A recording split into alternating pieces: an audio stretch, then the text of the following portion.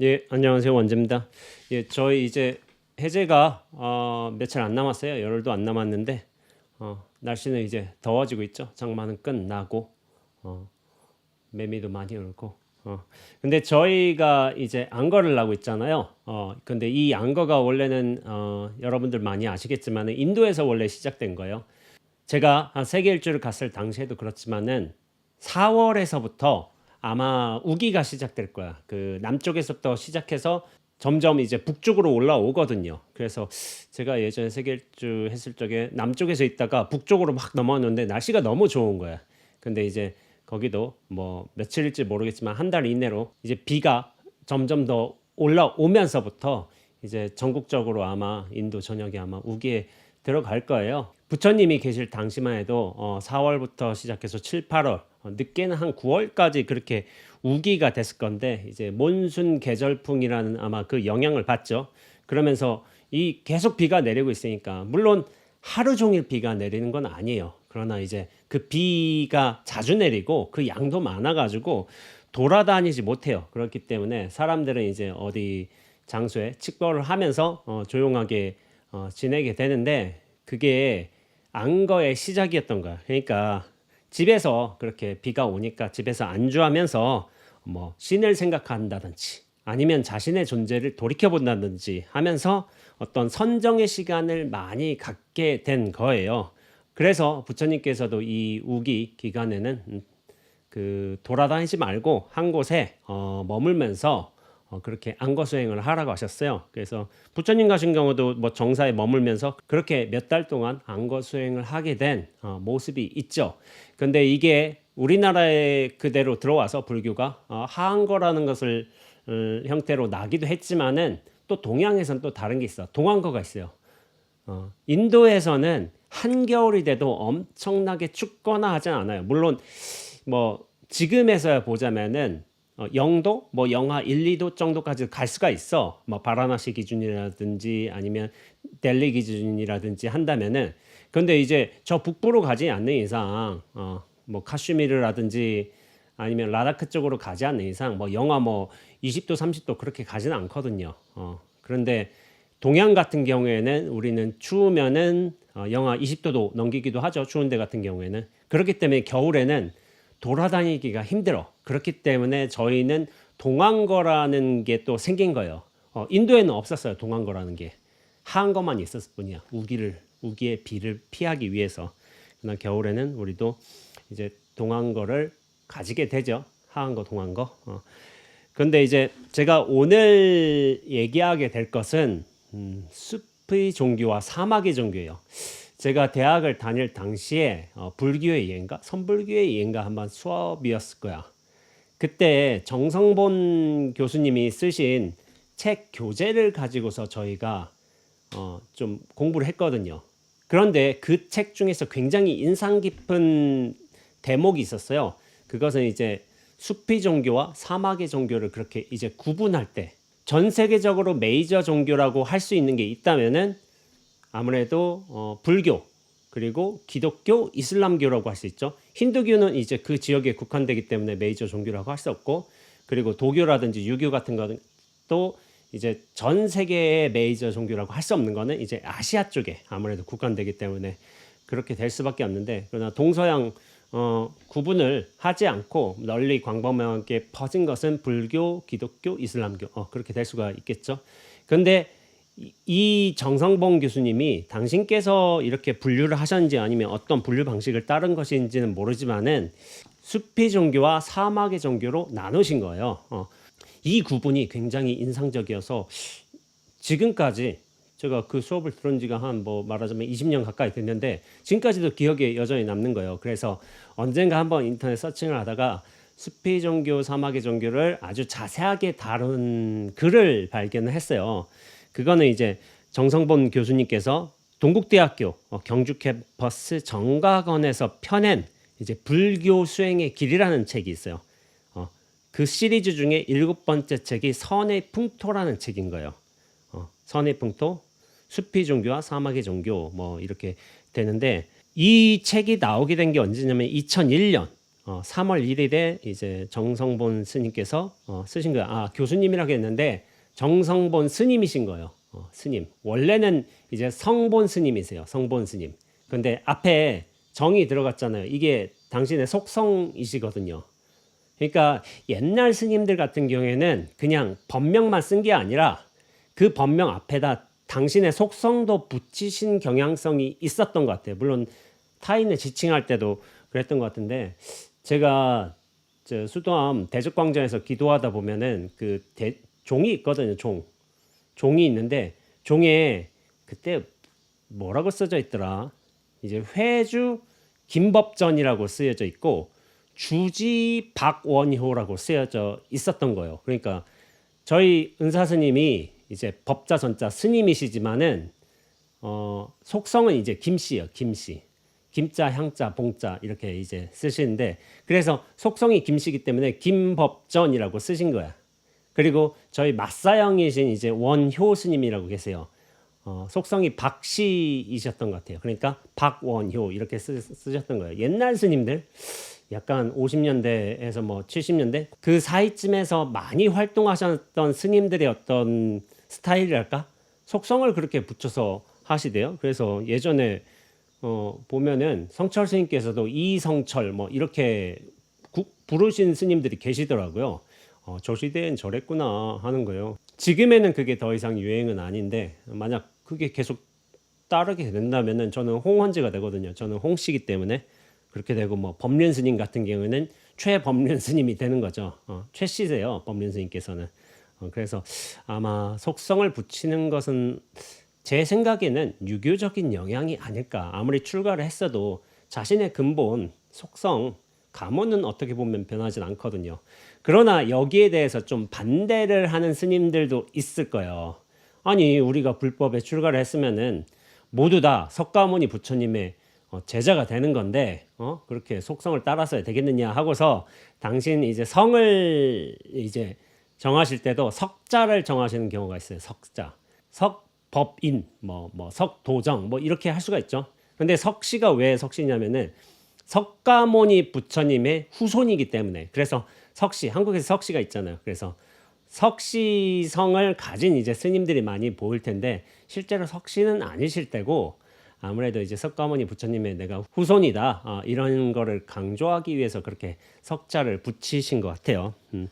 여튼 이런 내용들이 있고 수피 종교와 사막의 종교에 관해서 제가 이 말씀드릴 것은 제가 뭐 정리한 게 아니라 정성봉 스님께서 정리하신 내용을 제가 좀 요약해서 설명해 드리는 게 좋을 것 같아서 그렇게 말씀드리고 있습니다. 한번 들어보시고 이것이 수피 종교와 사막의 종교 이럴 수가 있겠구나. 지금의 기독교와 이슬람의 어떤 태도, 모습, 삶의 방식들을 이해할 수 있는 토대가 되겠구나 하는 생각도 들어서 여러분들에게 소개 한번 시켜드리고 싶었어요.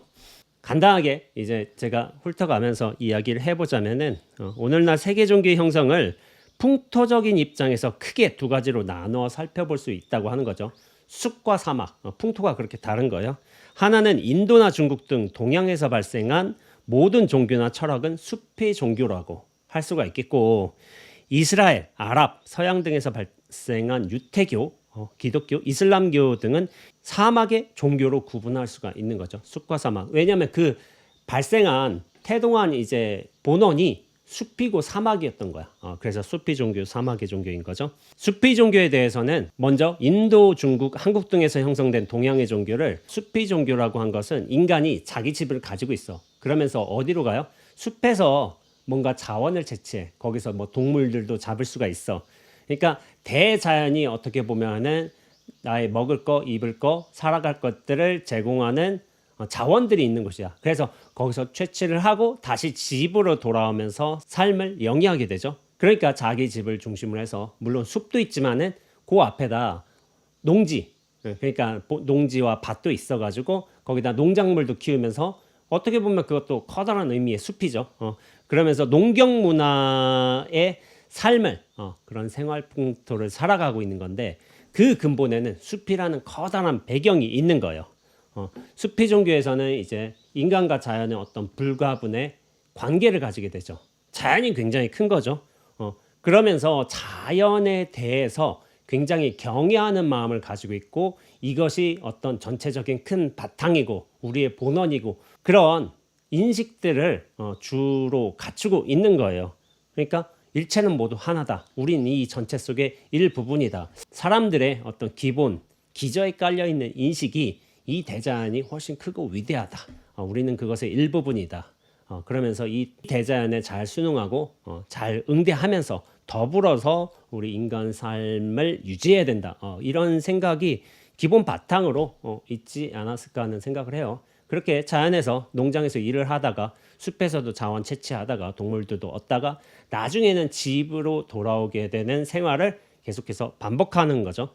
그래요. 숲의 종교가 발생한 대부분의 지역은 특징이 뭐냐면은 사계절의 변화가 있어. 봄, 여름, 가을, 겨울 있단 말이에요. 물론 인도가 그렇게 강하진 않지만은 그래도 인도는 겨울이 있어요. 물론 북쪽에 가면 그 겨울이 더 완연하겠죠. 사계절의 흐름도 있는 것이고 부처님 같은 경우도 설산수도행이란 뭐 그런 말씀이 있으세요. 실제로 부처님의 어떤 행적 성지들을 찾아가다 보면은 그렇게 설산이 될 만한 곳은 없어요, 사실은. 그러니까 설산이 보이기는 하겠지만은 설산에서 직접 가서 그렇게 수도하신지는 잘은 모르겠어요.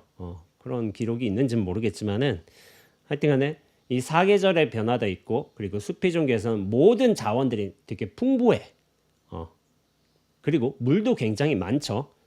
그런데 물이라는 게 굉장히 순환적인 흐름을 가지고 있고 여러 형태로 강도 나타나고 호수도 나타나고 뭐 어디든지 쉽게 구할 수 있는 물이야. 그런데 사막에서는 특징이 뭐냐면은 사막의 종교를 따져보자면은 사막에서는 사계절이 없어요. 사막 가보신 분들은 알겠지만은 사막은 좀 덜 더운 여름하고 아주 더운 여름 두 가지만 있어요. 그러니까 여름만 있을 뿐이야, 여름. 근데 좀 덜 덥고 많이 덥고 그 차이가 있는 거죠. 근데 가장 이제 결정적인 게 물이에요, 물. 물이 없어, 사막은. 그리고 사막에서 농사를 지을 수가 있겠어요? 사막에서 뭐 동물들이 뭐 엄청 잘 나겠어?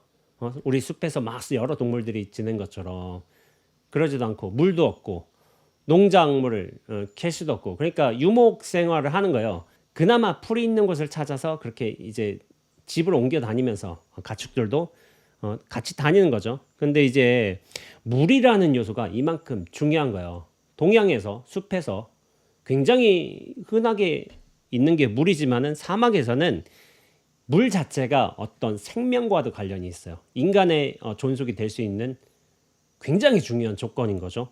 그렇기 때문에 이 물의 중요성은 그 무엇보다도 소중한 거야. 근데 물은 어디서 떨어지겠어요? 사막에서도 비는 오지만은 그 하늘에서 내리는 비가 내리잖아요. 그러니까 하늘에서 비가 내리고 하늘에서 온다라는 생각을 가지고 있기 때문에 물이란 건 하늘이 내려준 어떤 생명수인 거야. 생명수.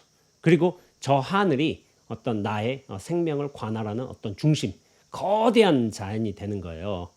그러니까 사막에 사는 인간은 결코 혼자 살아갈 수가 없어요. 인간의 힘으로서는 그렇게 살아갈 수가 없고 하늘의 원리, 어떤 자연의 원리에 절대적인 복종을 할 수밖에 없는 거예요. 그러면서 사막의 종교에서는 하늘의 신이 있어. 그리고 그 신이 인간의 어떤 기륭화복을 전체적으로 관장하는 절대적인 힘을 가지고 있다고 믿고 있고 그렇게 인간은 나약한 존재이기 때문에 신의 전지전능한 어떤 은총, 은혜를 받기 위해서 신에게 절대 복종해야 한다는 그런 사고방식이 발달할 수밖에 없는 거죠.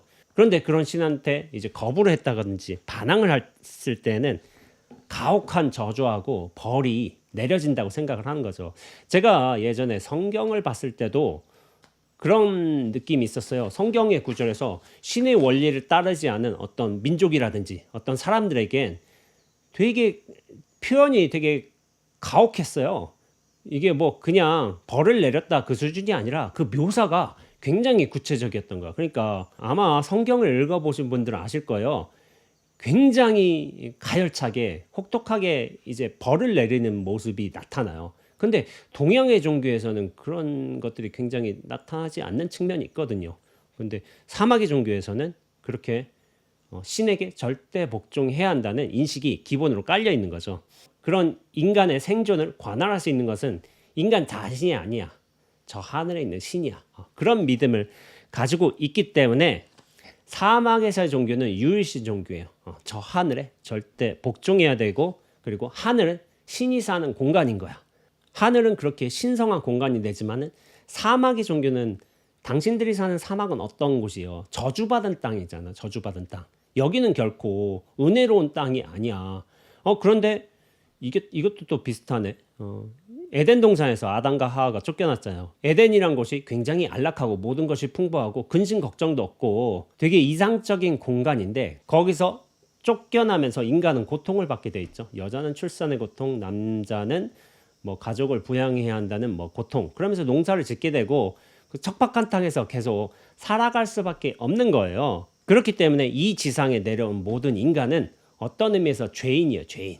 이 척박한 땅에서 고생하면서 자신의 죄업을 갚아가면서 그렇게 살아야만 하는 존재가 되는 것이고, 나중에는 그런 참회를 하다가 그렇게 신에게 복종하다가 신에게 절대 충성을 맹세하면서 죽어서는 저 신이 계신 하늘나라로 가는 것이 궁극의 목적인 거야. 목적. 천당이라고 하죠. 천당. 하늘천에 집당자를 쓰거든요. 그러니까 하늘에 있는 집이야. 하늘 자체가 어떤 신이 거주하고 있는 집일 수도 있는 것이고, 하늘에 따로 집이 있어가지고 이 저주받은 땅에서는 우리가 구원을 얻을 수가 없어. 그렇기 때문에 이 신에 대한 절대적인 맹세와 충성을 통해서 죽어서 나는 저 하늘나라로 간다. 이것이 인간이 가질 수 있는 유일한 자기구제의 길인 거죠. 근데 사막형 종교의 모태가 되는 종교가 뭐냐면 사실 유대교예요. 유대교에서 여러분들이 잘 모르실 수 있지만은 기독교와 이슬람교가 다 유대교에서 나왔어요. 모두 다 구약 성서를 믿어요. 구약 성서가 똑같아. 서로 경전이 같아요. 경전이. 근데 그리스도교와 이슬람이 어떻게 갈리냐면은 여러 가지로 이제 다르긴 한데, 이제 예수의 존재, 예수라는 인물을 어떻게 해석하느냐. 물론 그리스도교에서는 신의 아들로 생각하고 신 자체로도 거의 대변되기도 해요. 그래서 예수 믿어서 천당 간다 뭐 그런 말이 있잖아요. 그러니까 예수가 구원의 길이야. 그런데 유대교에서는 예수를 그냥 사람으로 보고 있죠. 그런데 이슬람에서는 예수를 어떤 예언자, 수많은 예언자를 보내주셨거든요. 하나님이 당신들이 주장하는 그런 예언자 중에 한 명이라고 생각하고, 그 최후의 예언자가 바로 이제 무함마드인 거예요. 나중에 이슬람을 그렇게 창시하신 거죠. 그러니까 이게 세 종교의 본원이 같아요. 사막의 종교에서 시작되고 있고, 그 근원은 어떻게 보면 유대교라고 할 수가 있어요. 유대교에서 그렇게 사람들이 나온 거야. 나와가지고 이쪽으로 가니까, 저 중동 쪽으로 가니까 이슬람 된 거고, 그게 나중에 유럽 쪽으로 퍼져가지고 그리스도교 된 거고, 그 본래 유태인들은 좀 많이 떠돌아 다녔죠. 유럽 전역이라든지 그 사막 지역을. 그러다 나중에 팔레스타인 지역에 정착하면서 거기서 땅을 뭐 뺏었다고 할 수도 있고, 그래서 이스라엘이라는 나라를 이제 건국했고, 지금의 미국의 어떤 비호를 받으면서 좀 뭐 문제성 있게 지내고 있죠. 잘 지내고 있다기보다는. 그런데 이 유대교에서 저주받은 땅 사막에는 아무런 의미가 없어. 그런데 이제 하늘이 절대적인 위상과 역할을 가지게 되는데, 마빈 토케이어라는 사람이 쓴 유태인의 발상에는 다음과 같은 구절이 있다고 해요. 유대교의 랍비 사카이아는 다음과 같이 말하고 있다. 사막을 여행하는 사람은 사막의 별을 이정표로 하여 별을 향해 걸어간다. 별에 도달하는 것은 아니지만 별에 가까이 가게 됨으로써 목적지인 마을에 도착하게 된다. 사람들이 각기 내걸고 있는 이상은 별과 같은 것이다 라고 이렇게 쓰여져 있네요.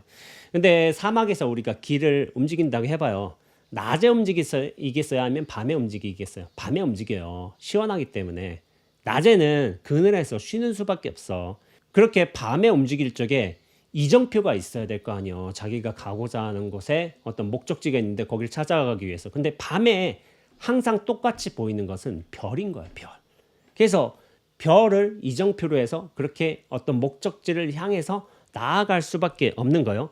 그러니까 하늘에 있잖아요. 별은. 하늘의 별은 사막의 사람들이 어떤 나아가는 방향의 이정표이고, 그런데 이정표이긴 하지만은 그 하늘에 도착은 할 수 없잖아요. 거기를 방향으로 갈 수 있을 뿐이지만은 이게 하늘의 별이 어떻게 보면 저 하늘 자체도 이상형의 세계인 거예요. 언제나 똑같이 저 자리에 있고 변함없이 있고 그러나 궁극적으로는 가닿을 수 없는 곳. 그러니까 이상형으로 표현될 수밖에 없는 거죠. 그러니까 별이라는 게 서양에서 이제 점성학이라는 게 발달 많이 된 게 그럴 수밖에 없는 거야. 이 사마귀 종교에서 모태를 하기 때문에 별에 대한 연구를 많이 하게 된 거예요. 그러니까 삶의 좌표와 생활의 기준이 되는 것이 이 별인 거죠. 그러면서 나중에 인간이 죽어서 종교적인 안식처, 어떤 영혼의 이상향이 되는 것이기도 하는 거예요. 저 하늘이, 저 별의 세계가. 그러니까 저 별이 있는 하늘은 궁극적인 이상형의 공간인데 인간은 가 닿을 수가 없기 때문에 거기에 대해서 끊임없이 나아갈 수밖에 없는 거예요. 그러니까 하늘에 대해서 계속 찬탄하고 희망을 가지고 그러면서 곡물도 바치고 그럴 수밖에 없는 거죠. 그리고 그 하늘 세계로 가기 위해서 계속 기도하는 수밖에 없는 거예요. 인간으로서 할 일이란 건. 그래서 절대 타자, 절대적인 존재에 대한 어떤 구원만을 그렇게 바라게 되는 거죠. 그러면서 정성봉 스님이 숲의 종교에서는 원한적인 세계관을 가지고 있고 이에 비해서 사막의 종교에서는 직선적인 세계관을 가지고 있다고 이렇게 말씀을 하세요. 농경 문화를 중심으로 한 대부분의 이제 숲의 종교가 태동한 곳에서는 자기 집이 중심이야. 그러면서 대자연의 만물과 더불어 살게 되죠. 그러다 아침에 나가서 농지에서 일해. 그리고 숲에서도 뭐 자원을 채취해. 그런 다음에 나중에 점심을 먹고 또 저녁을 먹으러 그렇게 집으로 돌아오게 돼 있어요. 이 생활 패턴이 계속 반복되는 거예요. 근데 여기서 집이라는 공간의 의미가 굉장히 달라요. 집이란 곳이 우리가 쉴 수 있는 곳이야. 모든 일을 마치고 쉴 수 있는 곳이 바로 이 집인 거예요. 그러니까 동양인들이 이 집에 들어오게 된다면은 그 두려움이 사라지게 되고 숲이란 게 밤이 되면 어떤 일이 벌어질지 모르잖아요. 거기는 낮에 일하러 가는 곳이지 밤에는 좀 야생동물들 뭐 움직이고 있고 말하자면 보이지도 않기 때문에 거기에 대한 근원적인 공포가 있는 거죠. 그러나 집으로 돌아가면 안락해. 잠만 자면 돼. 다음날 아침을 맞이하면 돼. 그래서 집이란 공간이 일체 공포, 불안이 해소가 되고 자기만의 안락함, 평안함을 누릴 수 있는 공간이 되는 거야. 그러니까 집이 절대적인 안정의 공간이 되는 거예요. 근원의 공간이 되는 것이고. 근데 이거 한번 얘기해 볼까요? 제가 이어령 선생님 이 글에서 나온 것 같기도 한데 이어령 선생님이 이렇게 언급하셨던 것 같은데 동양 사람들하고 서양 사람들하고 집에 대한 이제 의미 부여가 좀 다른 측면이 있어요. 그거는 뭐냐면 애들을 훈육하는 방식, 처벌을 내리는 방식에서 좀 차이가 나요. 동양 같은 경우에는 애가 잘못했다고 해봐. 그럼 뭐 어떻게 얘기해요? 야, 너 집 나가. 너 집 들어오지 마. 뭐 이렇게 얘기하잖아. 나가. 이렇게 얘기하는 게 처벌인 거야. 애들의 잘못에 대한. 근데 서양은 어떤 줄 알아요? 뭐 영화 보시고 뭐 드라마 보시고 하셨다면 조금 아실 수도 있을 거예요. 서양 애들은 뭐 잘못했다. 그러면은 그 처벌이 뭐냐면 외출 금지예요. 외출 금지. 집 밖으로 나가지 마. 너 방구석에만 있어. 이게 처벌이에요. 처벌. 굉장히 달라요. 집으로 나가라는 게 동양에선 처벌인 것이고 야 집에서 못 나가 하면은 이게 서양에서의 처벌인 거야.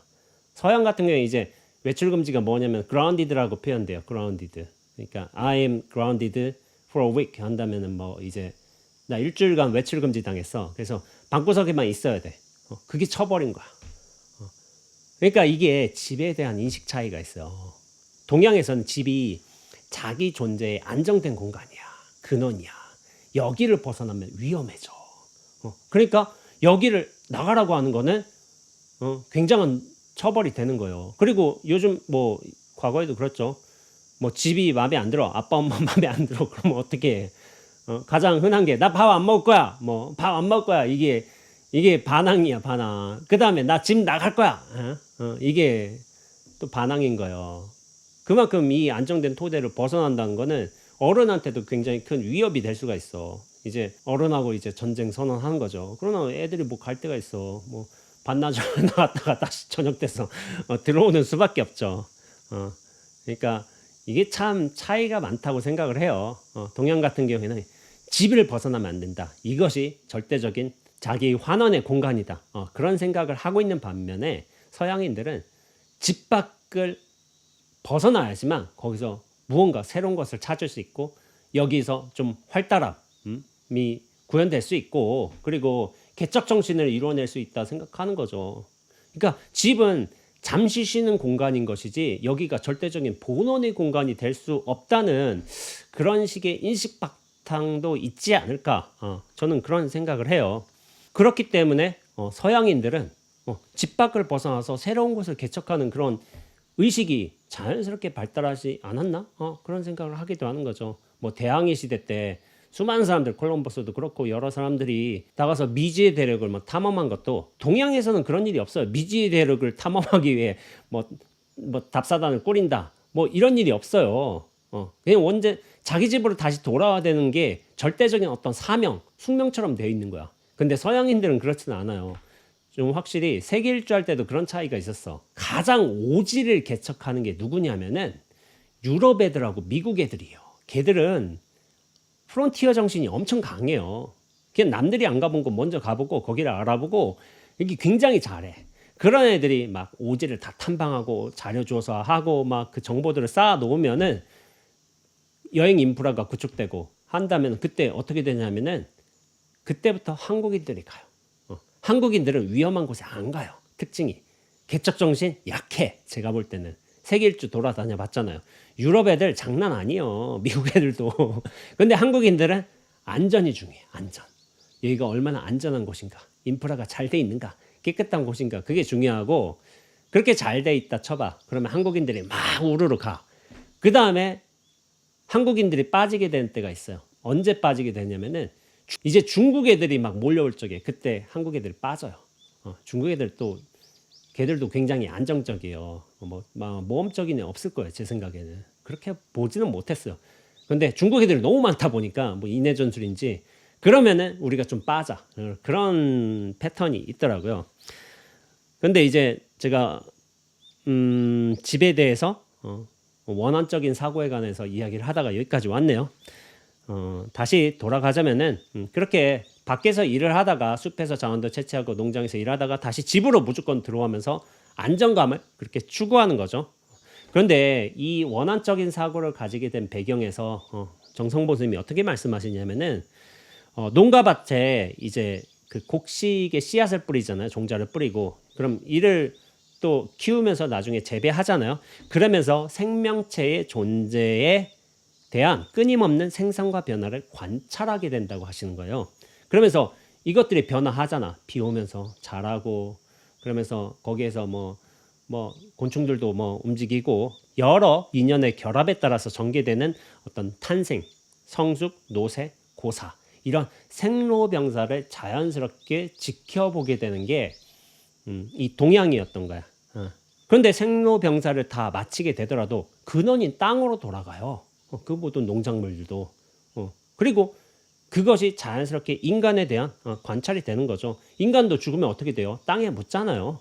그러니까 우리가 땅에서 태어나고 있고 살아가고 있고 생주이멸하고 있지만 근원에는 다시 돌아가는 곳이 바로 이 땅인 거야. 그러니까 이 땅에 대한 의미부여가 굉장히 커요. 그러니까 우파니샤드 철학에서도 주장하고 있는 이제 전변설이라든지 어떤 윤회사상 같은 게 이런 순환적인 구조를 가지고 있는 거예요. 자연도 춘하 추동 봄 여름 가을 겨울처럼 어떤 순환의 과정을 거치고 있고 그리고 우리가 기르게 되는 농작물 같은 경우도 씨 뿌리고 자라고 걷고 다시 땅으로 돌아가고 그런 순환적인 과정을 거치게 돼 있고 인간 자체도 그렇게 순환의 과정을 거치는 게 자연스러운 관찰을 통해서 그렇게 받아들여지는 거예요. 대자연으로 돌아가야 된다. 이런 것들이 우리한테는 되게 익숙하죠. 근데 이런 윤회설이 사마계 종교에서는 절대로 없어요. 사마계 종교는 시작과 끝이 있는 거야. 끝 다음에 이를테면 천당에 가느냐 지옥에 가느냐 그 양갈래길만 남기게 되어 있어요. 근데 여기서 사마계 종교가 왜 직선적인 사고를 가지고 있는지 여기서 말씀하시네요. 사막의 풍토에서 살고 있는 유목민들의 생활은 광활한 사막이란지 초원에서 가축을 데리고 목초를 찾아다녀야 돼. 그러면서 그들의 거주지를 계속해서 옮기게 될 수밖에 없어요. 왜냐면 일단 물이 있어야 되고 그 동물들이 먹을 수 있는 풀떼기가 있어야 되는 거야. 풀떼기는 계속 있는 게 아니라 먹으면 없어지고 하니까 끊임없이 시기적으로 어느 지역에 또 풀이 자라고 또 그런 것이 있을 거예요. 그러니까 그 패턴에 맞춰서 끊임없이 움직여야 되는 어떤 생활의 패턴을 가질 수밖에 없어요. 그런데 그게 단순히 동물들만 움직여서 갔다가 돌아오는 게 아니잖아. 전체가 다 움직여야 돼. 집도 움직여야 되고 가족도 움직여야 되고 모든 이제 생활 모든 용품도 같이 움직여야 되는 거예요. 그래서 좀 더 좋은 목초지라든지 좀 더 좋은 터전, 특히나 물이 있는 곳을 찾기 위해서 굉장히 치열하게 살아야 되는 거예요. 사막 모래만 있는 곳은 살 수가 없어요. 그런데 그것은 되게 한정적이잖아. 누군가는 이미 거기에 들어서 있다고요. 그러니까 물이 있는 곳, 특히나 오아시스에 있는 곳을 차지하기 위해서 사람들은 치열한 생존 다툼을 할 수밖에 없어요. 그래서 전투가 좀 많았던 것 같기도 해요. 전투의 묘사, 복수, 그리고 안갚음 이런 것들이 굉장히 강한 요소들로 나타날 수밖에 없어요. 그러니까 시비와 선악이 굉장히 분명한 거죠. 그리고 앞으로 나아갈 수밖에 없어. 왜냐하면 저기만이 살 곳이 어떤 의미에서는 여기 말고 저기가 살 곳이다라고 선택지가 다양하게 주어져 있는 게 아닌 거예요. 그런데 숲의 종교에서는 숲 자체가 거대한 자원을 이미 품고 있기 때문에 사실 여기 아니어도 꼭 싸울 필요까지는 없다는 생각이 드는데 사막은 그렇지가 않아요. 좋은 곳이 분명히 있어요. 근데 시비가 가린다면 어떻게 되겠어요? 내가 시겠죠. 내가 옳은 거겠죠. 상대방이 옳다고 생각할 리는 없잖아요. 그러니까 좀 싸워야 돼. 그리고 사막의 종교에서 나아갈 수밖에 없는 거야. 방향성이 정해져 있어. 그럴 수밖에 없는 거죠. 일직선적인 세계관. 그리고 직선적인 세계관을 대변하는 게 또 사막에서의 길이라는 또 분석이 있어요. 사막에서는 길을 갈 적에 자기가 왔던 길을 되돌아갈 수가 없어요. 사막에서는 발자국이 있잖아. 그런데 이 발자국이 바람이 불면 다 사라져요. 그리고 이미 지났던 곳에 더 좋은 게 있을 리가 없어. 그러니까 계속 나아갈 수밖에 없는 거야. 한 방향으로. 다시 돌아간다는 거는 거기 아무것도 없기 때문에 죽음에 가까워진다는 생각을 할 수밖에 없어요. 그래서 사막의 종교에서는 이 직선적인 세계관이 뭐냐면은 이 우주가 절대자인 신에 의해서 창조되었기 때문에 이 창조는 필연적으로 종말을 위해 갈 수밖에 없다는 그런 세계관을 가지는 거야. 그러니까 창조와 종말을 향해서 직선으로 갈 수밖에 없다는 그런 사고를 당연하게 할 수밖에 없다는 거죠. 종말론이란 건 그래서 좀 기독교에서 좀 있게 되죠. 기독교나 이슬람교에서 유대교에서도 분명히 있게 되는 것인데 근데 불교나 힌두교, 동양의 종교에서는 종말론이 굉장히 강하지는 않아요. 물론 신흥 종교, 약간 사이비 종교에서는 종말론을 내세워가지고 신도들 갈취하고 그런 혹세무민하고 그런 게 있는데 그게 강하진 않죠, 본래. 그런데 이제 한국인들은 이 순환적인 사고의식이 굉장히 강해요. 동양의 종교에서 영향을 오래 받은 거야, 특히나 불교에. 그러니까 아무리 기독교인이라고 하더라도 그런 말을 하기도 해요. 이를테면 내가 전생에 무슨 죄를 졌길래 그런 말을 하기도 한단 말이야. 이게 관습적으로 약간 뿌리 깊게 이제 들어온 이제 사고 방식인 거야. 물론 이제 기독교인이 아니라 하더라도 그런 거를 기본으로 가지고 있어요. 우리 말하다가 전 전생에 무슨 복을 지었냐, 전생에 무슨 업을 지었길래 이런 식으로 생각을 자주 한단 말이야. 그리고 사막의 종교에서는 내가 가야 할 곳이 분명하게 정해져 있어. 그리고 그 목적지에 빨리 도착해야 돼요. 최대한 효율을 가지고서. 그렇기 때문에 머뭇거리면은 오히려 안 되는 거예요. 죽음의 길로 갈 수가 있어. 그러니까 두 갈래 길을 만난다고 쳐봐요. A 아니면 B가 있어. 거기에 대해서 빠른 선택을 해야 되고 옳은 선택을 해야 되는 거예요. 그래야만 생존의 가능성이 훨씬 더 높아지는 거죠. 그래서 사막의 풍토에서 생성된 어떤 인간의 사고라는 것은 순간순간의 선택과 판단이 확실해야 되는 거예요. 양갈래가 있어도 하나만이 옳은 거야. 다른 것은 틀린 거야. 그러니까 이 사막의 풍토에서 생겨난 종교들의 특징은 뭐냐면은 선악이나 시비가 굉장히 분명해요. 그러니까 이 선악과 시비에 대한 판단을 빨리 하고 빨리 선을 취하고 악을 버리고 시를 어? 구하고 비를 떨궈낸다. 이런 사고가 굉장히 강한 거죠. 근데 이슬람교에서 마호메트가 무함마드가 주장하고 있는 행위의 기준이 되는 이상적인 의무론을 샤리아라고 부른다고요. 샤리아. 근데 그 말의 본래 의미가 뭐냐면은 물에 있는 것에 이르는 길이라는 거야. 그러니까 사마귀 종교의 특징인 거예요. 물을 찾아서 가야 돼. 근데 거기에 가장 정확하게, 빠르게, 분명하게 가야 되는 게 어떻게 보면 인간의 이상적인 의무론, 행동의 바탕이 되는 거예요. A와 B라는 선택지가 있다고 쳐봐. 어느 한쪽에만 물이 있어. 그럼 그 물이 있는 곳이 정답인 거예요.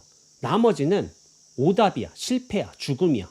여기만 구원이고 성공이고 뭐 번창이고 이렇게 될 수가 있는 거죠. 그러니까 이 분별심이 굉장히 강할 수밖에 없고 다른 좋은 것만 취해야 된다는 어떤 의무론, 그 필연성이 굉장히 강할 수밖에 없는 거죠. 그러니까 사막의 풍토에서 생겨난 직선적인 사고에서는 선악, 미추, 장단, 범성 등의 상대적 차별적 사고와 양다체계의 빠른 결단을 결정하는 서구인들의 사고가 자연스럽게 발달된 것이라고 할 수 있다라고 이렇게 설명해 주시네요. 그리고 제가 여기에서 약간 부연 설명을 하자면은 어떤 리더에 대한 절대적인 믿음과 복종이란 것도 굉장히 중요한 것 같아요. 결국에 그 A, B라는 선택지가 있다고 쳐봐. 그런데 그걸 누가 결정하겠어요? 결국엔 리더가 한단 말이에요. 사람들이 어떤 뭐라 그러지? 합의나 도출을 통해서 다수결을 통해서 해결되는 게 아니라 리더가 결정을 하게 되고 리더에 대한 어떤 절대적인 신임을 가지게 되는 것이 아닌가 하는 생각이 돼요. 그러니까 사막의 종교에서는 예언자가 굉장한 권위를 가지게 돼요. 그 사람은 신이 내린 사람이야. 신의 말을 대변하는 사람이야. 그러니까 이 사람의 말을 따라야지만 우리가 물이 있는 곳으로 갈 수 있고 생명이 살아날 수 있는 곳으로 갈 수 있단 말이야. 이 절대적인 믿음, 신에 대한 절대적인 믿음도 있지만은 신의 대변자로서 어떤 예언자, 그런 구세주에 대한 믿음도 되게 절대적인 경향성이 있어요. 그래서 말의 권위가 엄청난 거죠. 이 예언자들의 경우에는. 근데 이게 참 다른 것 같아요. 리더를 대하는 자세.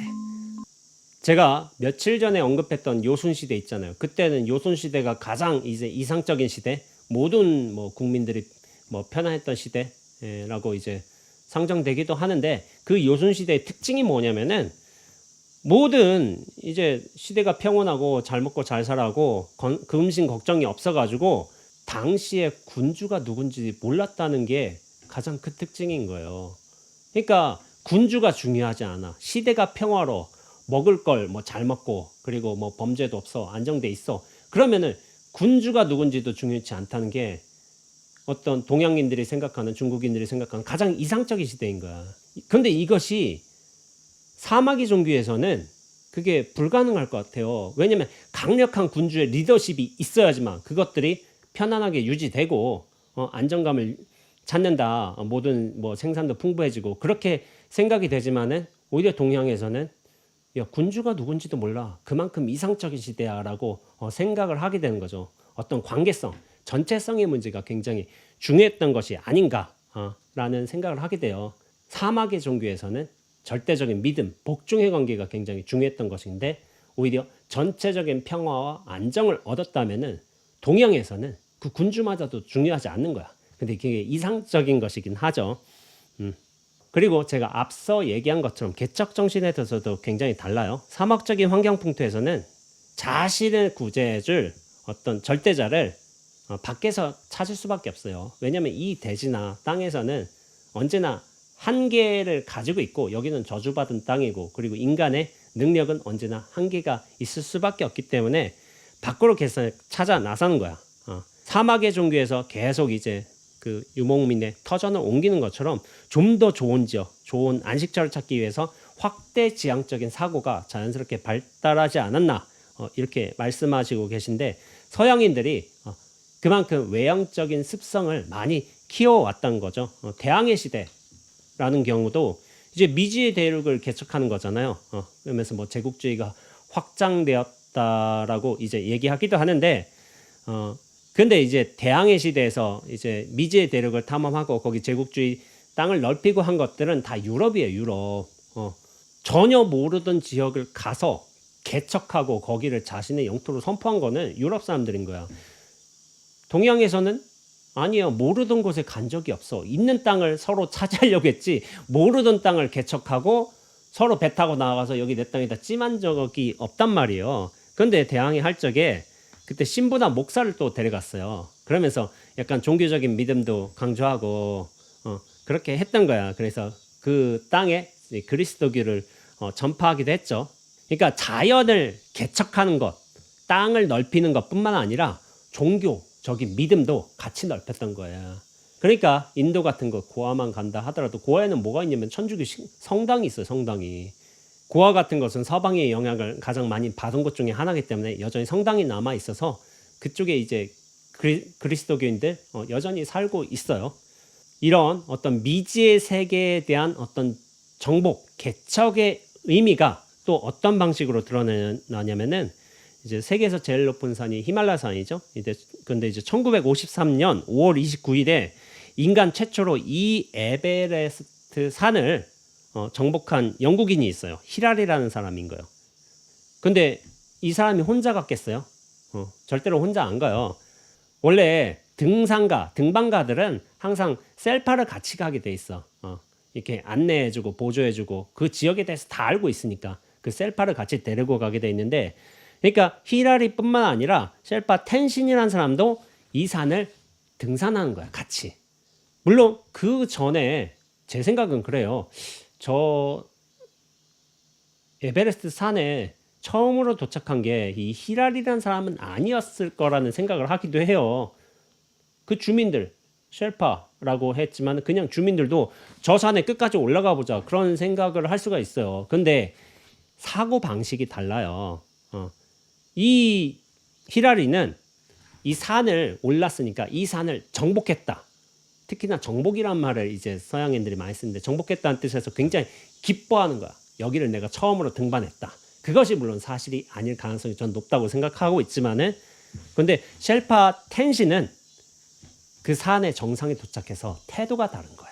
어떻게 하냐면 빙설에 구멍을 파서 자신이 가지고 온 식량을 거기에다 신께 공약물로 올리는 거예요.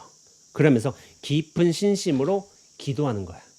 뭐 저희를 뭐 이런 곳에 올라오게 해주셔서 이렇게 허락해 주셔서 감사합니다. 이런 것을 한다든지 모든 존재가 평화롭고 안락하기를 기원합니다. 이런 식으로 기도를 한 거죠. 그러니까 서구인들은 이 정상에 올랐다는 게 이 산을 정복했다는 의미로 다가설 수 있겠지만 동양인들에게 아닌 거예요.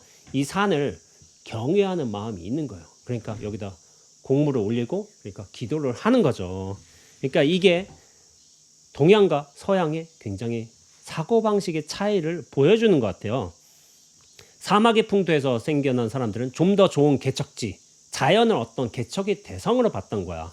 이것은 내가 대상으로서 활용하고 개척하고 정복하고 변화하고 이렇게 하는 것을 당연하게, 왜냐하면 신이 주신, 하나님이 주신 선물이기 때문에 그게 당연한 권리로 인식되었지만은 동양의 종교에서는 그렇지 않아요. 자연에도 신의 품성, 신의 성격, 어떤 신의 자비가 드리워져 있는 거야. 그러면서 경외하는 마음을 품을 수밖에 없는 거죠. 그러니까 자연에 대해서도 어떤 신의 속성이 부여됐다고 생각을 해서 절대로 함부로 하지 않았어요. 뭐 일본만도 해도 그렇죠. 일본만 해도 뭐 큰 나무에 다 신이 있고 강에도 신이 있고 어떤 산에도 신이 있고 그런 게 우리한테는 되게 자연스러운 일이잖아요. 큰 나무 봐도 우리가 뭐 거기다 뭐 띠줄도 두르고 뭐 아침마다 기도하는 뭐 할매들도 계셨고 예전에는 그랬는데 예전에 어디였지? 교실 안의 야크라는 영화를 보게 되면은 큰 산봉우리를 넘게 될 때마다 그 현지인들은 부탄 사람들은 거기서 돌을 쌓아 올리면서 거기에 대해서 뭐 또 기도를 해요. 먹을 것도 공양 올리고 향도 올리고 하면서 기도를 항상 해.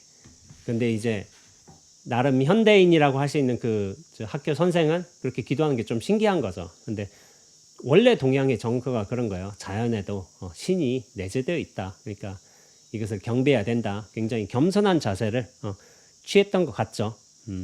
그리고 동서양의 구원론에서도 차이가 있는 거예요. 동서양.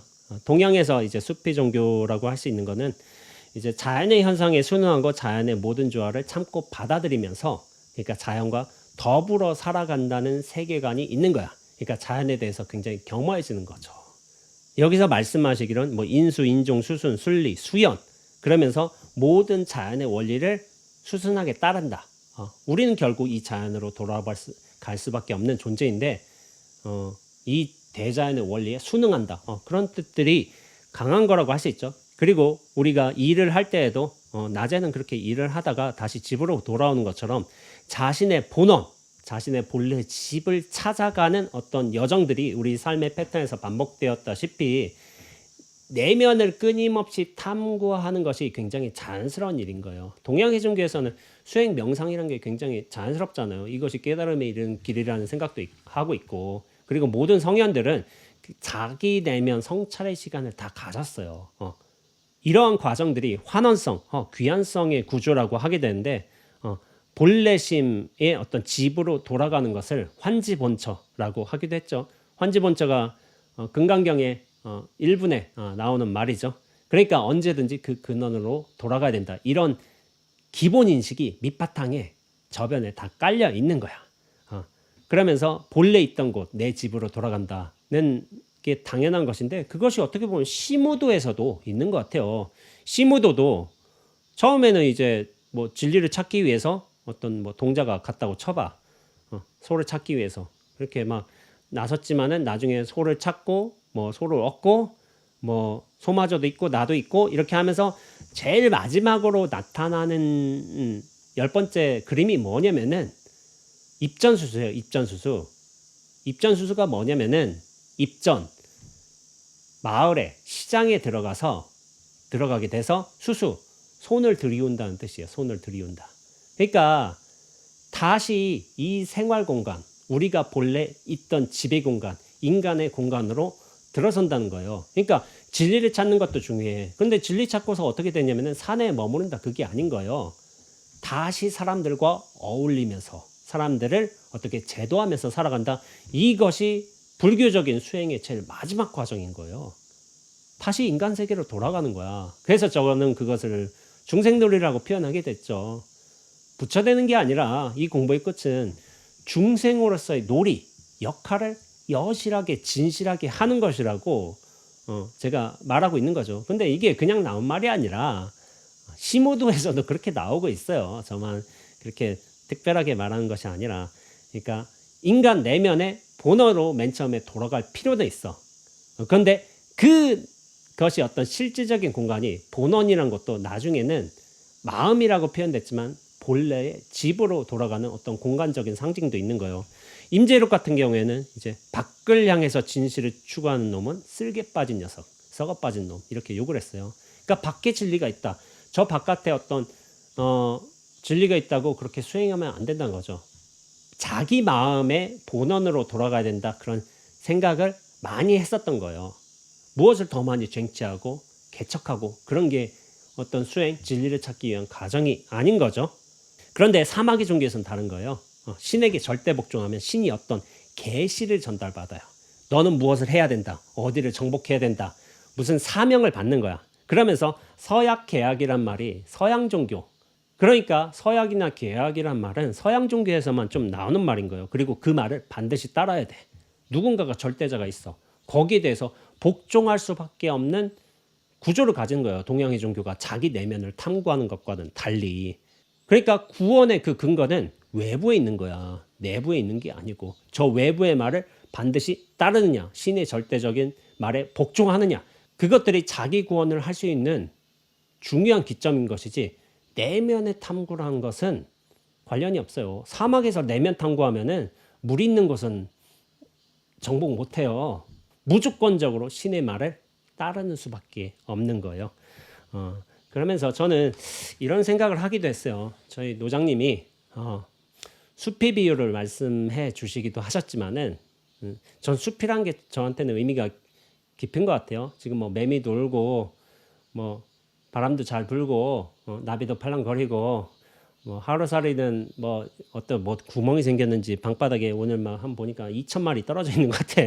그래서 참 하루 종일 이제 뭐 해야 될 것 같은데 여기저기 아직도 많이 있어요.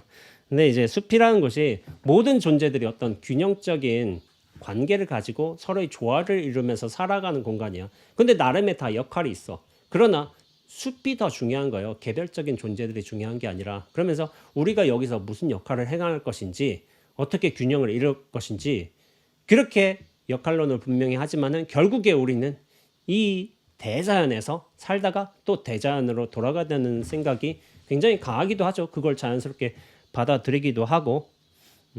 근데 이제 기독교 사막의 종교에서는 이 자연을 정복의 대상으로 삼는 경향성이 있어요. 그리고 이것을 얼마나 우리 삶에 윤택하게 활용할 것인가, 그것에 초점을 둔 측면이 있고, 이런 것에서 동서양 종교의 어떤 구원론이 다르다는 것을 알 수가 있죠.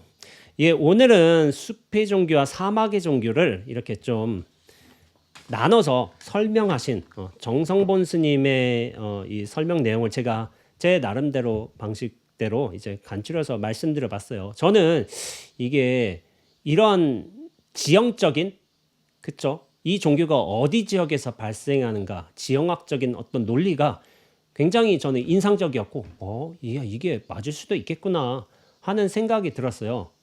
그러니까 지형이나 지리가 인간 삶, 어떤 철학, 속성에 지대한 영향을 미친다. 그런 것은 당연한 건데, 구체적으로 이것을 종교에 대입해서 생각해 본 적은 없었는데, 제가 대학 때 듣게 된 이 숲의 종교와 사막의 종교는 이런 지리적 속성 때문에 믿음의 양식이 달라졌겠거나 한 것을 좀 자연스럽게 받아들였던 것 같아요. 물론 동양이 무조건 숲이고 서양이 이를테면 사막이다.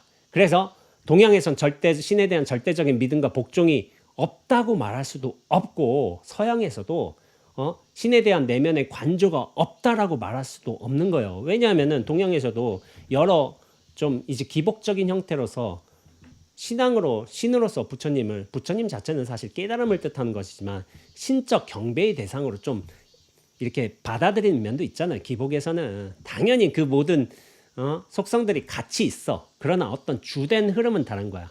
그리고 서양에서도 피정이라는 안거 수행도 있는 것이고, 그리스도교에서도 내면의 탐구를 통해서 내면 안으로 돌아가서 하나님을 만났다. 그렇게 표현한 영성가들, 깨달음을 얻은 분들이 많아요. 물론 그게 주된 흐름인 건 아니지만은 그 모든 속성들이 동서양 종교에, 숲의 종교와 사막의 종교에 다 들어가 있어.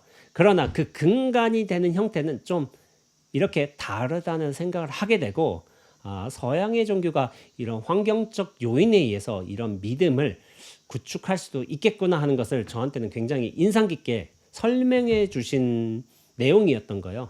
그래서 물론 제가 20년 전에 이게 보게 된 내용이었지만은 지금에 봐도 굉장히 설득력 있고, 이 숲의 종교, 사막의 종교를 한번 들어보신다면은 나름대로 동서양 종교를 이해하는데 기본 배경이 되지 않을까 싶어가지고 이렇게 원재 스님의 스토리텔링 채널에서 한번 소개해 드렸습니다. 아무쪼록 유익한 시간이었기를 바라고요. 다음엔 또 다른 내용으로 찾아뵙도록 하겠습니다. 저는 이제 관음전 기도 올라가야 되겠습니다. 예.